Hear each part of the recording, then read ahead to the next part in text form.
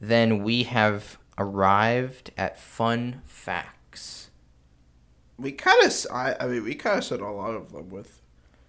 Uh, We said literally all of mine. I said they have game nights with dragons and other things. They make a giant. oh yeah, well, let's not repeat them. Sorry. All right, so if it's already been said, that's good. Okay. Well, I guess I'm done. I guess you're done, so you can go home. I'll take it from here. Actually, I'll just blow my nose. I'll be back. Okay. All right. So Ethan's gonna go rid his disease with the magic Kleenex. I am going to walk us through some fun facts. So the first one is storm giants do have the ability to mark mortal humanoids as sea spawn. And this is kind of a terrifying ability. And this is one of those abilities that are in the lore. So they're not in the stat block. It may not be necessarily fair for you as a DM to do this in combat, but for plot purposes or any other purpose you have, you can take a storm giant and basically they'll look at someone and say, I curse you as a sea spawn or whatever. And what a sea spawn is they're basically these like humanoid sea creature people. And so if you imagine Pirates of the Caribbean, like Davy Jones, the octopus guy, if you imagine his crew, so his crew was like they're like sponge people, they're like the crab people, the shark people. That's kind of what a sea spawn is. And so it's like this human that's been cursed with this sea creature body. But they're not quite so strong as Davy Jones's crew. They're kind of more frail and like gross and weak versions. So you're not gonna have like the shark pirate. You're gonna more have just like this golem creature that's underwater with gills and like frills and all sorts of stuff you don't want. So that's something a storm giant's capable of doing, and that's kind of weird. All right, welcome back. I actually thought of an extra idea. Or a fun fact, sorry. Well, what is it? Well, if you didn't tell, a lot of things in D&D are based off of things of the real world. This one being, storm giants with their omens and stuff are based off of Viking religions. Oh, nice. As Vikings were mega, ultra into omens. Every little breeze or twig snapping or a crow, especially the freaking crows, they always think, oh, Odin's on my side. It's always about like the gods are telling me a sign and stuff. So that's where they're based off of.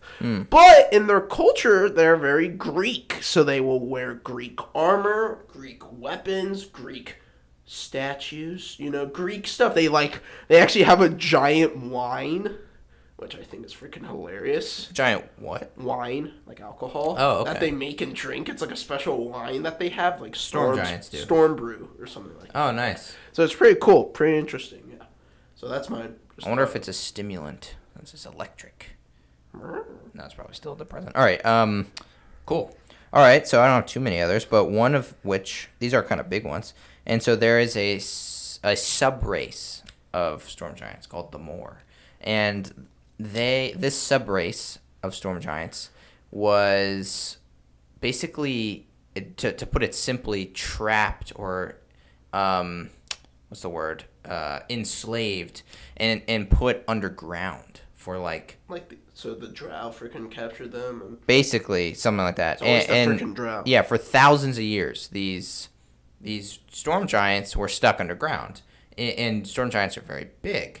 And these caverns are not so big. And so what happened is it created these like hunchback storm giants. Yeah. I know what giant. The hunch giants aren't they called that? I don't know if they're called the hunch giants, but anyway, there is this sub race, and they're basically these messed up giants. And they do have some semblance of their heritage. Like they try to maintain storm giant culture, but they don't really succeed to the maximal extent. Like they are just these messed up storm giants. But that could be an interesting encounter if you look up. I think they're called the Moor, Moor. I think. I think they're called hunch. You could probably look that up too. And that could be a fun underground encounter. Yeah, I think it was mind flayers that enslaved them. Mind flayers really. I think it had something to do with mind mind flayers. flayers. Always freaking mess up people. Like dwarves got messed up. I think the drow We're messed up. Yeah, but anyway, Gnomes. but yeah, that's a fun fact of storm giants. That is a subrace. Okay, my last one is that they can take a very special form. So I didn't mention this in societal structure, so I'm gonna mention it now.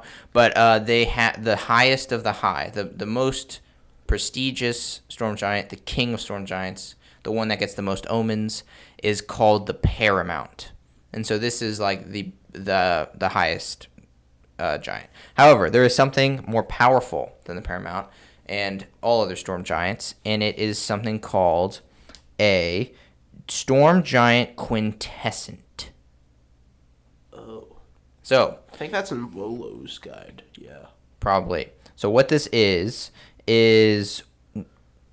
basically when old storm giants foresee their death. Before they die, they can cling to life and postpone their death by becoming basically a living storm. And so they'll use their innate magic and their connection to nature to become this living storm. And so what they are now is just this moving hurricane, basically, and they just move around and they live in that form. This isn't forever. They will eventually dissipate. But what they can do while they're in this form is not only be a crazy hurricane that can mess people up, but they can also go back to their physical form for temporary spans of time, and they can fight. So maybe you'll encounter not a storm giant, but a storm giant quintessent, and this is even more powerful storm giant that's like on the brink of death, like in between life and death. And storm giant quintessents don't need weapons or armor. They are capable of forming them through air, lightning, and water. They can just make them. So they're these elemental storm giants, which are really cool. That is really cool. Yeah, but that's like a variant. That's not like the general storm giant. I think there's a completely separate stat block for them. Oh yeah, no, I think they're stupid strong. We may do an episode on them. It would probably be a short one because we've already done most of the stuff here. But yeah, but that's them in general. They do exist. For your knowledge, for your information. That's kind of scary. A sentient storm. Yeah. Yeah, don't be the king that fricked with him.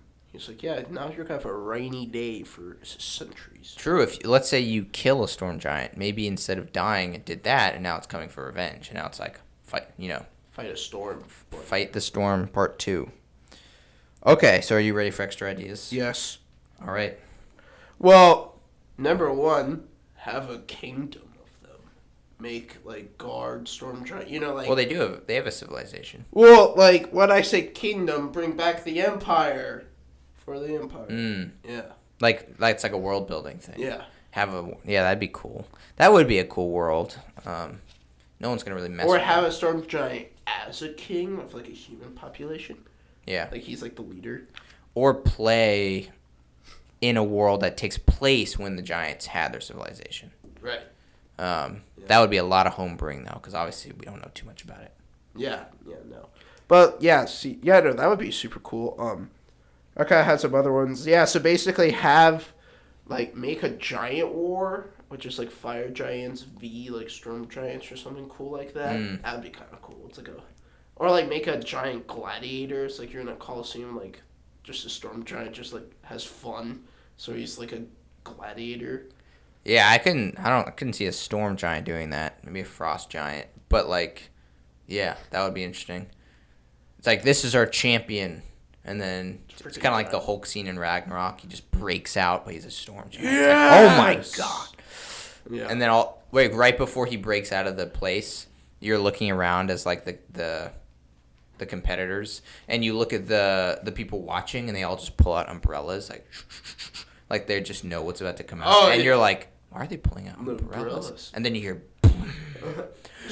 when the storm giant bursts out. The storm. Yeah. Yes, that would be awesome. Yeah, but those are kind of some of my extra ideas. Okay. I have some as well. Also one, make a big. Oh wait, he's already big. He's already big. Yes. No. Make encountering an awe-inducing and like surreal encounter. That's my first one, and that's because like.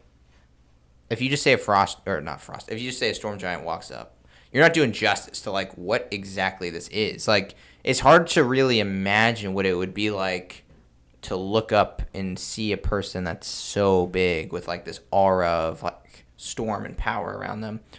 Like that should be amazing. And so as a DM, describe it as such. Do your best to make it like a big deal, especially the first time the players encounter one.